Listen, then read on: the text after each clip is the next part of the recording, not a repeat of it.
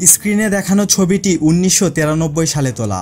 Gulf যুদ্ধের পর যুদ্ধবিধ্বস্ত কুয়েত পুনর্গঠনে কাজ করে যাচ্ছে বাংলাদেশ সেনাবাহিনী। আর এই ছবিটিতে বাংলাদেশ সেনাবাহিনী ইরাক কুয়েত সীমানায় তাদের এপিসি বহর নিয়ে টহলরত অবস্থায় রয়েছেন। ভিডিওর টাইটেল দেখেই বুঝে গেছেন আজকের আলোচনাটা কি হতে যাচ্ছে।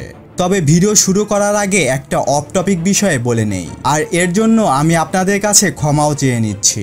একজন ইউটিউবার কেন যেন বারবার আমার ভিডিওর টাইটেল থাম্বনেইল নিয়ে বিশেষ মন্তব্য করে যাচ্ছেন। আমি বলবো তার ভিডিও যদি এতই কোয়ালিটি সম্পূর্ণ আর গ্রহণযোগ্য হয় তাহলে আপনি কেন কাস্টম থাম্বনেইল আর এইরকম টাইটেল ব্যবহার করে যাচ্ছেন। কারণ ভিডিওর থাম্বনেইল আর টাইটেলের ব্যাপারটা শুধুমাত্র ইউটিউবার যারা রয়েছেন তারাই বোঝেন। বিশ্বাস করুন, ভিডিওতে এগুলো উল্লেখ করা কোনো প্রয়োজন আমি মনে করেছিলাম না। আর আমি নিজেকে অন্যদের মতো ডিফেন্স এক্সপার্ট মনে করি না। এখানে ভিউয়ার্সদের মধ্যে অনেকেই আমার চেয়ে বিজ্ঞ মানুষ।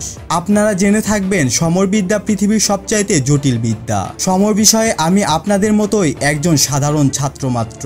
কিন্তু ওই ভদ্রলোক ইউটিউবার রিসেন্ট একটি ভিডিও আপলোড করে যেখানে আমার একটি ভিডিওর সমালোচনা করা হয়েছে। তিনি হয়তো আমার ভিডিওটি সম্পূর্ণ দেখেননি, কিন্তু এখানে দেখার বিষয়টা হলো ভিডিওটি দেখার পর ভিউয়ার্সরা তাদের যুক্তিসম্পন্ন কমেন্টস করায় তিনি ওই ভিডিওর কমেন্ট সেকশন ডিসেবল করে দেয়। আমি আবারও বলছি, টপিকটা ভিডিওতে উল্লেখ করায় আমি আপনাদের নিকট ক্ষমা প্রার্থী। তো যাই হোক, চলুন এবার মূল আলোচনায় যাওয়া যাক।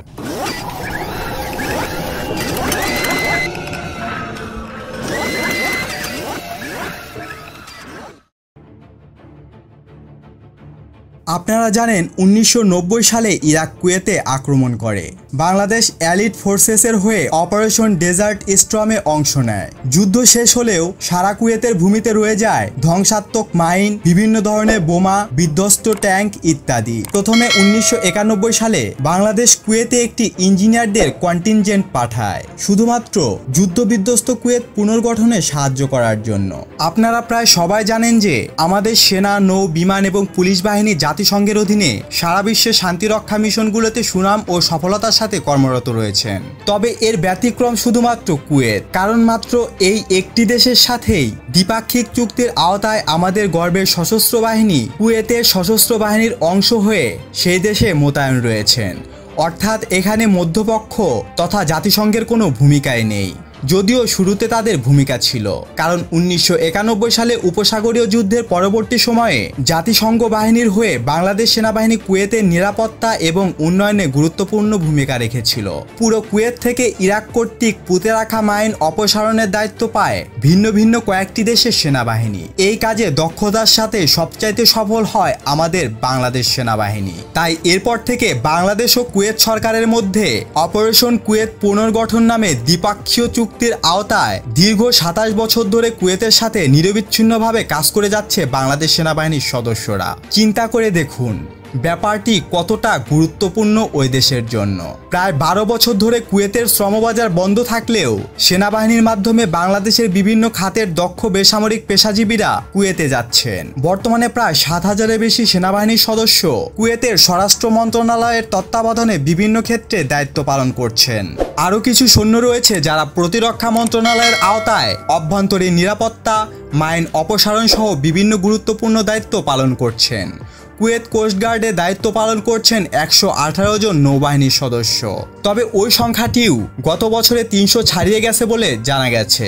১৯৯১ সালে উপসাগরীয় যুদ্ধের সময় ইরাকি বাহিনী কুয়েত দখলকালে কুয়েতে ব্যাপক ধ্বংসযজ্ঞ চালায়। কুয়েতের ঐতিহ্যের স্থাপনাগুলো ধ্বংস করে দেয় তারা। গুরুত্বপূর্ণ তেল ক্ষেত্রগুলোতে আগুন ধরিয়ে দেয়। সেই ক্ষতচিহ্ন মুছে আধুনিক কুয়েত নির্মাণে পুরোপুরি নিয়োজিত রয়েছে বাংলাদেশ সেনাবাহিনীর গর্বিত সদস্যরা। তবে এখন অবশ্য কুয়েত সিটির আধুনিকায়নের আড়ালে যুদ্ধের স্মৃতি চোখেই পড়বে না। সেগুলো তারা জাদুঘরে পাঠিয়েছে। সেই জাদুঘরে কুয়েতকে সহযোগিতার নিদর্শন হিসাবে বাংলাদেশকে তারা গুরুত্ব সহকারে জায়গা দিয়েছে। তারা সেখানে শুধুমাত্র বাংলাদেশকে নিয়ে করেছে বাংলাদেশ কর্নার। সেখানে রয়েছে বঙ্গবন্ধু শেখ মুজিবুর রহমানের সঙ্গে কুয়েতের তৎকালীন আমিরের ছবি, এছাড়াও প্রধানমন্ত্রী শেখ হাসিনার সফরের ছবি। আরও আছে বাংলাদেশি এক সেনা সদস্যের পূর্ণ অবয়বের স্থাপনা। সব মিলিয়ে বাংলাদেশ বাংলাদেশকে অন্তরে ধারণ করে রেখেছে কুয়েত। বাংলাদেশ কর্নার নামক জাদুঘরে বাংলাদেশের জন্য নির্ধারিত স্থানে একটি বড় আকারে বোর্ড স্থাপন করা হয়েছে, যাতে বাংলাদেশের ম্যাপ এবং বিভিন্ন স্থানে বাংলাদেশের সেনা ক্যাম্পের ম্যাপও স্থান পায়। সেই সঙ্গে বাংলাদেশের জাতীয় পতাকা, সেনাবাহিনীর গৌরবোজ্জ্বল পোশাক এবং নিহত কয়েকজন শহীদ সেনা কর্মকর্তার ছবি বোর্ডে স্থাপন করা হয়েছে। অপারেশন কুয়েত পুনর্গঠন তথা ওকেপিতে নিয়োজিত বাংলাদেশি সেনা সদস্যরা কুয়েত সেনাবাহিনীর পোশাক পরে থাকেন। তারা কুয়েতের নিজস্ব সেনাবাহিনীর সদস্য হিসেবেই দায়িত্ব পালন করেন। একই সাথে বেতন ভাতা সহ সব সুযোগ সুবিধা আর পদমর্যাদা পান তাদের মতোই। মোট কথা, বাংলাদেশ সেনাবাহিনীর সদস্যরা এমন সুযোগ সুবিধা পাওয়ার মতোই কাজ করে থাকেন সেখানে। বর্তমানে নিরাপদ এবং আধুনিক কুয়েত সৃষ্টিতে তাদের অবদান সবচাইতে বেশি। তাদের ঝুঁকিপূর্ণ কাজের মতো অন্য কোনো কাজ কুয়েতে আর নেই। মাইনফিল্ডে অ্যামুনেশন চিহ্নিত করা, নিষ্ক্রিয় ও ধ্বংস করার কাজটি অনেক ঝুঁকিপূর্ণ। 2006 সালে লেফটেন্যান্ট কর্পোরাল জয়নাল আবেদিন নামের এক সেনা সদস্য মাইনফিল্ডে কাজ করার সময় দুর্ঘটনায় মারা যান। ইন্নানিল্লাহি ও ইন্না ইলাইহি রাজিউন। গত 2016 সালেও একজন মারাত্মক আহত হয়েছেন। বাংলাদেশ সেনাবাহিনী নির্ধারিত এলাকার প্রতি ইঞ্চি জায়গা তন্ন তন্ন করে খুঁজে মাইন অপসারণে কাজটি করেছে।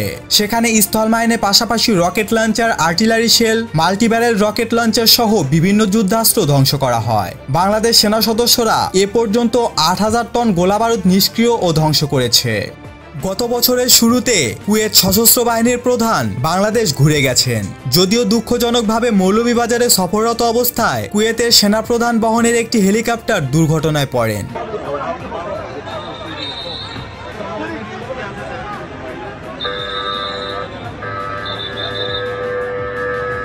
কুয়েত আর্মড ফোর্সের chief of staff lieutenant general Mohammad Khaled Al Khedher Kuwaiti সেনাদের বাংলাদেশ সেনাবাহিনীর তত্ত্বাবধানে সামরিক প্রশিক্ষণে পাঠাতে আগ্রহ প্রকাশ করেছেন। বর্তমানে প্রায় 20 জন কুয়েতি সেনা কর্মকর্তা বাংলাদেশ সেনাবাহিনীর স্টাফ কলেজে প্রশিক্ষণ নিচ্ছেন। কুয়েতে বাংলাদেশ মিলিটারি কন্টিনজেন্টের commanding officer brigadier general Shamimuzzaman বলেন, বাংলাদেশ সশস্ত্র বাহিনীর সদস্যরা এখানে আস্থা ও মর্যাদার সঙ্গে অত্যন্ত দায়িত্বপূর্ণ কাজ করছে।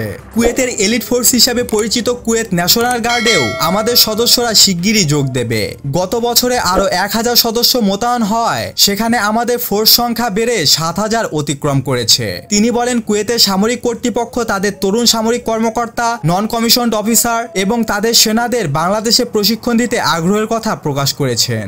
আরেকটি কথা বলতে ভুলে গিয়েছিলাম, যুদ্ধের সময় ইরাক দেশের বিভিন্ন অঞ্চলে প্রচুর পরিমাণে ভূমিখনি স্থাপন করে। 6টি অঞ্চলে কুয়েত বিভাজন, বাংলাদেশ, যুক্তরাজ্য, যুক্তরাষ্ট্র, ফ্রান্স, মিশর ও পাকিস্তান সৈন্য তাদের নিজ নিজ অঞ্চল থেকে খনি খনন কাজে নিয়োজিত ছিল। পরবর্তীতে এটি পাওয়া যায় যে বাংলাদেশ সেনাবাহিনী ছাড়া অঞ্চলগুলি যথাযথভাবে সোপানযুক্ত ছিল না। একটি বিশেষ প্রোটোকল স্বাক্ষর করার পর বাংলাদেশ সেনাবাহিনীকে 5টি খাত থেকে খনি খনন করার দায়িত্ব গ্রহণ করে।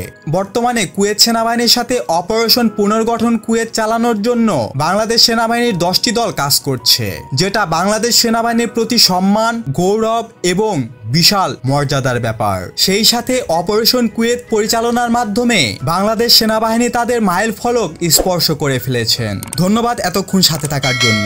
নতুন কোনো ভিডিও নিয়ে খুব দ্রুতই হাজির হব ইনশাল্লাহ। সে পর্যন্ত ভালো থাকুন, সুস্থ থাকুন, ইনফরমেটিভ বাংলার সাথে থাকুন। দেখা হবে আবারও। আল্লাহ হাফেজ।